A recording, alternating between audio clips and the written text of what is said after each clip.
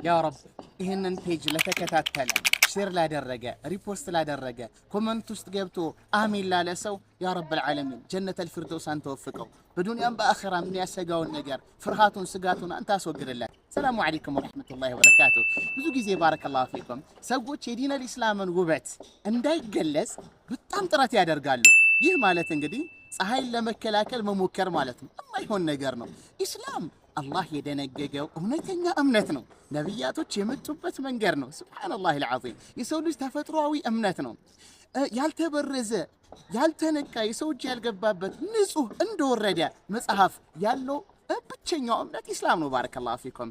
ኢስላምን በመከተል በዱንያም በአኺራ የበላይነት እንጂ ውርደት የለውም።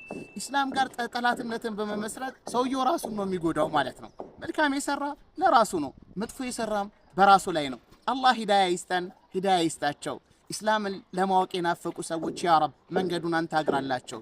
በኢስላም ላይ ዘመቻ ለከፈቱ አካላቶች ያ ረብ እጃቸውን አንተ ያዛቸው። ሰላሙ አለይኩም ወራህመቱላሂ ወበረካቱ።